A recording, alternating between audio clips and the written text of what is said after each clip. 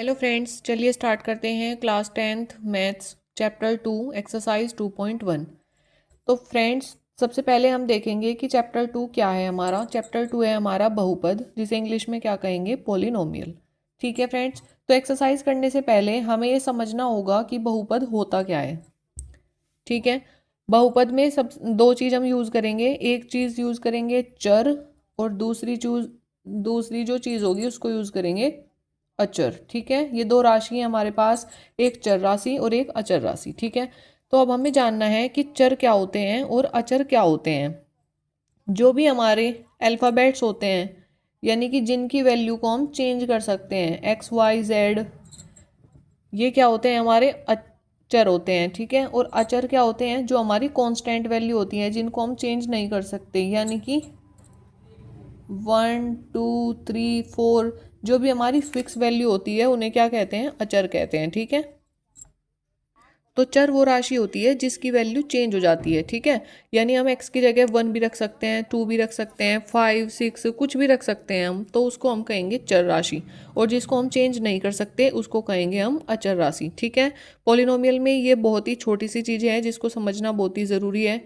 उसके आगे करना है, अगर मैं चर राशि की मल्टीप्लाई अचर राशि में कर दूं। ठीक है, अगर मैं चर की गुना किस में कर दूं, अचर में कर दूं, यानी कि चर राशि क्या है मेरी, एक्स वाई जेड कुछ भी, और अचर क्या है मेरा, मान लिया 2 है। अगर मैंने चर की गुना अचर में कर दी तो ये हो गया मेरा 2x। तो ये जो मुझे मिला इसको हम कहेंगे व्यंजक। ठीक है, बीजीय व्यंजक कहते हैं हम इसको। ठीक है, यानी कि मैं कुछ भी कर सकती हूँ। मान लिया मैंने ले लिया, एक चर राशि ले ली मैंने y, और अचर राशि ले ली मैंने √2, तो इसकी मल्टीप्लाई करने पे क्या आता है, √2y। तो ये भी मुझे क्या मिला, एक व्यंजक। ठीक है फ्रेंड्स, समझ में आया। अगर चर राशि की मल्टीप्लाई अचर राशि में करते हैं तो हमें एक बीजीय व्यंजक प्राप्त होता है। उसके बाद देखते हैं कि मान लिया कोई भी मुझे इक्वेशन दे दी, तो हम देखेंगे कि वो बहुपद है या नहीं है। हम बहुपद को कैसे पहचानते हैं। ठीक है, बहुपद कैसे पहचानते हैं, बहुपद कैसे पहचाने। तो देखिए फ्रेंड्स, कैसे पता करेंगे कि कोई जो इक्वेशन है वो बहुपद है या नहीं है। मान लिया मैंने ऐसे लिखी, अगर किसी की भी x की पावर जो है वो एक पूर्ण संख्या आती है, यदि x की घात पूर्ण संख्या हो, पूर्ण संख्या फ्रेंड्स, पूर्ण संख्या क्या होती है, पूर्ण संख्या वे होती हैं जो संख्या 0 से शुरू होती हैं। अगर प्राकृतिक संख्याओं में 0 भी ऐड कर दें तो वो संख्या क्या बन जाएंगी, हमारी पूर्ण संख्या बन जाएंगी, यानी कि वूल नंबर बन जाएगा। तो यानी कि 0 1 2 3, अगर x की जो घात है वो ये सब होगी, पूर्ण संख्या होंगी, तो वो क्या होगा, एक बहुपद होगा। फॉर एग्जाम्पल मैं ले लेती हूँ x² + 3x + 2। ठीक है, अब मुझे देखना है कि ये बहुपद है या नहीं है। तो बताइए बहुपद है या नहीं। तो ये बहुपद है, क्यों, क्योंकि यहाँ पे जो x की जो पावर है, x की जो घात है वो एक पूर्ण संख्या है। ठीक है, तो इसलिए ये क्या हो जाएगा, हमारा बहुपद हो जाएगा। मान लिया मैंने इसका दूसरा एग्जाम्पल ये ले लिया, √2y + 3। तो बताओ ये बहुपद है या नहीं। तो ये भी बहुपद है, क्यों, क्योंकि जो रूट लगा है वो 2 के ऊपर है, ना कि y के ऊपर। ठीक है, अगर चर के ऊपर कोई नेगेटिव चार्ज आता है, या फिर जो हाफ पावर आती है, रूट आता है, या फिर पावर बटे में आती है, 3/2 4/5 इस तरीके से आती है, तो वो जो है हमारा बहुपद नहीं होता। तो फ्रेंड्स, समझ में आया। जैसे मैंने तीसरा एग्जाम्पल ले लिया, ये √3y + 8। तो बताइए ये बहुपद है या नहीं। तो देखिए ये बहुपद नहीं है, क्यों, क्योंकि यहाँ पे जो रूट लगा है वो एक चर राशि के ऊपर भी आ गया, यानी कि इसकी जो पावर है वो हाफ हो गई। अब अगर किसी की पावर नेगेटिव हो, हाफ हो, तो वो बहुपद नहीं होता। तो यानी कि इसमें ये जो मैंने एग्जाम्पल लिया ये बहुपद नहीं है। ठीक है फ्रेंड्स, और इसमें बताइए 3/x + x, इस तरीके का भी एग्जाम्पल आ सकता है। बताइए कि बहुपद है या नहीं। तो दिखने में तो ये बहुपद लग रहा है, पर ये बहुपद नहीं है। क्यों नहीं है, क्योंकि यहाँ पे जो x है वो नीचे है, जब मैं इसको ऊपर लेके जाऊंगी तो इसकी पावर क्या हो जाएगी, माइनस में। और अगर पावर माइनस में आ जाती है तो वो बहुपद नहीं होता। ठीक है फ्रेंड्स, ये बहुपद नहीं है, ये बहुपद नहीं है, ये दोनों बहुपद हैं। अगर मैं आपको एक एग्जांपल और दे देती हूँ, मैंने लिखा है यहाँ पे 1 और मैंने पूछा कि ये बहुपद है या नहीं, तो 1 जो है, कोई भी जो हमारी अचर राशि है वो बहुपद होती है। क्यों होती है? क्योंकि हम 1 को क्या लिख सकते हैं, x की पावर 0 लिख सकते हैं। किसी की भी पावर 0, उसका मान क्या होता है, 1 होता है। तो यानी x की पावर 0, और 0 क्या है, एक पूर्ण संख्या में आता है, तो यानी कि ये बहुपद है। ठीक है फ्रेंड्स, मैं समझती हूँ कि इन एग्जाम्पल से आपको समझ में आ गया होगा कि बहुपद को हम कैसे पहचानते हैं। तो अब देखिए, मैंने ये एग्जाम्पल लिया 3y² प्लस √x प्लस 5। तो बताइए कि ये बहुपद है या नहीं। तो इसमें ये भी बहुपद नहीं है। क्यों नहीं है? क्योंकि यहाँ पर जो मैंने एक चर राशि ली है उसके ऊपर जो पावर है वो हाफ है, यानी कि रूट है।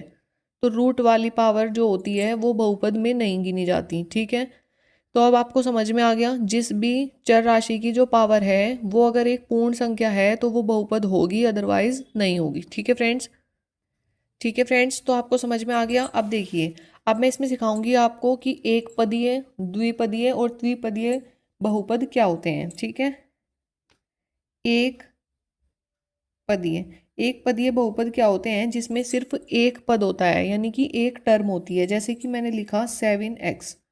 ठीक है, तो ये इसमें एक पद है, तो ये क्या हो गया, हमारा एक पदीय बहुपद हो गया। या फिर मैं लिख दूं 3x।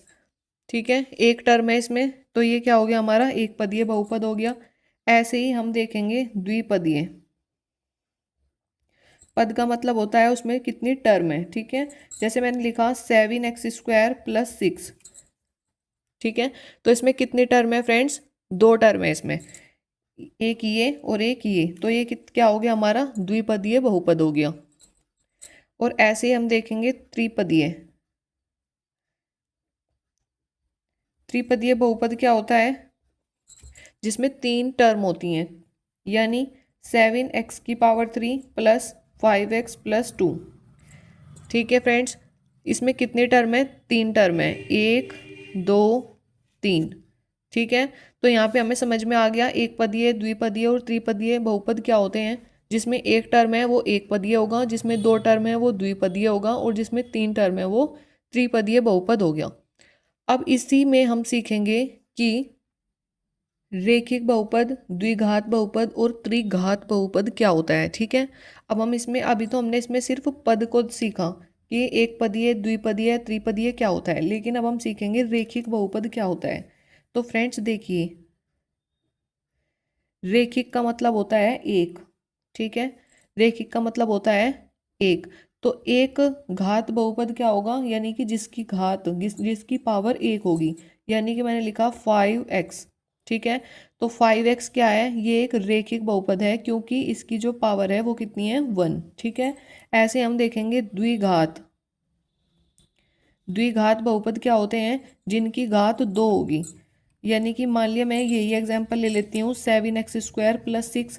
इसमें जो x की घात है वो कितनी है, दो है। ठीक है, तो हम इसे कहेंगे द्विघात बहुपद। इसमें दो ही पद हैं और दो ही घात हैं।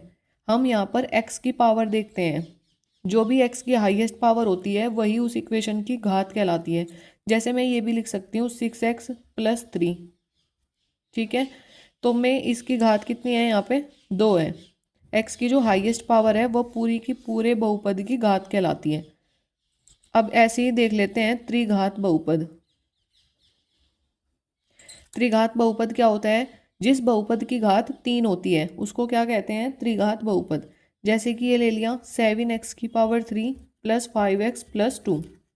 ठीक है, यहाँ पे x की जो हाईएस्ट पावर है वो कितनी है, तीन है। यहाँ पे x की हाईएस्ट पावर देखेंगे तो यहाँ पे कितनी है, तीन है। तो ये क्या हो गया, हमारा त्रिघात बहुपद। तो समझ में आ गया फ्रेंड्स आपको। तो फ्रेंड्स देखिए, बहुपद जो है उसका व्यापक रूप क्या होता है। बहुपद का व्यापक रूप यहाँ लिखेंगे, बहुपद का व्यापक रूप। बहुपद का व्यापक रूप क्या होता है friends, ax² plus B X plus C. ठीक है, ये होता है बहुपद का व्यापक रूप। यानी कि ये जो ए बी सी है, ये मैंने पहले भी बताया है, कोई भी कांस्टेंट नंबर है यानी कि अचर राशि है। यानी कि इस टाइप से हो सकता है 5x² प्लस 8x प्लस 7। ठीक है, यानी कि ये जो ए है ये क्या है, हमारी अचर राशि है, बी और ये सी। ठीक है, तो कोई भी बहुपद मिलेगा वो हमें किस फॉर्म में मिलेगा, इस फॉर्म में, ax² प्लस bx प्लस सी की फॉर्म में। तो फ्रेंड्स मैं समझती हूँ कि आपको बहुपद बहुत ही अच्छे से समझ में आ गया होगा। अब हम चलते हैं इसकी एक्सरसाइज 2.1 की तरफ। ठीक है, जो कि हमारा टारगेट था 2.1 एक्सरसाइज को कंप्लीट करना। तो देखिए 2.1 एक्सरसाइज का क्वेश्चन नंबर फर्स्ट क्या कहता है। तो देखिए फ्रेंड्स, इसका क्वेश्चन नंबर फर्स्ट क्या कहता है, किसी बहुपद px के लिए y is equal to P X का ग्राफ नीचे दिया गया है, प्रत्येक स्थिति में शून्यकों की संख्या ज्ञात कीजिए। ठीक है फ्रेंड्स, तो फ्रेंड्स देखिए एक ग्राफ दिया गया है आपको और इसमें शून्यकों की संख्या ज्ञात करनी है। तो किस तरीके से करते हैं, इसने कहा है प्रत्येक स्थिति में शून्यकों की संख्या ज्ञात करें। प्रत्येक स्थिति में px के शून्यकों की संख्या, ठीक है, px के शून्यकों की संख्या ज्ञात करें। तो फ्रेंड्स देखिए इसमें क्या करना है, आपको ये देखना है, ये ग्राफ है, इसमें ये एक्स एक्सिस होती है और ये वाई एक्सिस होती है। ठीक है फ्रेंड्स, तो इसमें हमें देखना है कि px के शून्यक देखने हैं, यानी कि हमें इस वाली लाइन को देखना है, इसको एक्स एक्सिस को। ठीक है, एक्स एक्सिस को देखना है कि इसको कोई तीसरी लाइन कितनी बार टच कर रही है। जितनी बार भी कोई तीसरी लाइन इसको टच करेगी वही हमारी px की वैल्यू हो जाएगी, इसके शून्यक हो जाएंगे। ठीक है, तो यहाँ पे हमें दिखाई दे रहा है कि यहाँ पे एक कोई भी लाइन नहीं है, कोई तीसरी लाइन ऐसी नहीं है जो कि इसे टच कर रही हो। तो इसका आंसर क्या हो जाएगा फ्रेंड्स, 0। ठीक है फ्रेंड्स, ऐसे ही हमें नेक्स्ट ग्राफ दिया गया है, क्वेश्चन नंबर सेकंड, फर्स्ट का ही सेकंड पार्ट।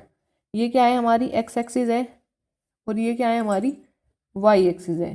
ठीक है, तो उसमें जो ग्राफ है वो इस तरीके से है, ये ग्राफ दिया गया है। तो इसमें पूछा है इसके शून्यकों की संख्या क्या होगी। अब इस ग्राफ में इस लाइन को देखिए आप, कोई भी तीसरी लाइन इसको कितनी बार टच कर रही है, एक बार टच कर रही है सिर्फ, यानी कि यहाँ पर, तो यानी कि इसका आंसर कितना हो जाएगा, 1। इसके शून्य कितने हो जाएंगे, 1। ठीक है फ्रेंड्स, इन सभी क्वेश्चनों में यही चेक करना है, जो भी ग्राफ, इस ग्राफ में जो भी तीसरी लाइन उसको एक्स एक्सिस को जितनी बार टच कर रही है वही उसके शून्यक होते हैं। इसी तरीके से तीसरा क्वेश्चन देखिए, ये हमारी एक्स एक्सिस है, ये वाई एक्सिस है, तो इसका जो ग्राफ है वो कुछ इस तरीके से जा रहा है। ठीक है, तो अब देखिए इस वाई एक्स एक्सिस को, इस एक्स एक्सिस को कोई तीसरी लाइन कितनी बार टच कर रही है फ्रेंड्स, 3 बार, 1 2 और 3। ठीक है, तो यानी कि इसका आंसर कितना हो जाएगा, 3। इसमें शून्यकों की संख्या हो जाएगी 3। अब इसका फोर्थ पार्ट देख लीजिए, फोर्थ में जो ग्राफ है वो इस तरीके से है।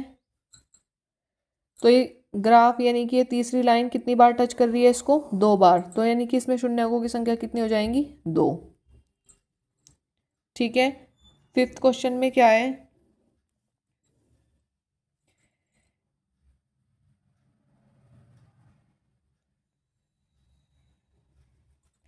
फिफ्थ क्वेश्चन इस तरीके से दिया गया है आपको। तो उसमें ये जो हमारी तीसरी लाइन है ये देखेंगे कितनी बार एक्स एक्सिस को टच कर रही है, 1 बार, 2 बार, 3 बार और 4 बार। ठीक है, तो इसमें शून्यकों की संख्या कितनी हो जाएगी, 4। ठीक है फ्रेंड्स, ऐसे ही हमारा सिक्स्थ क्वेश्चन है। सिक्स्थ क्वेश्चन थोड़ा ध्यान से देखिएगा, ये एक्स एक्सिस है, ये वाई एक्सिस है, तो ये गई ऐसे,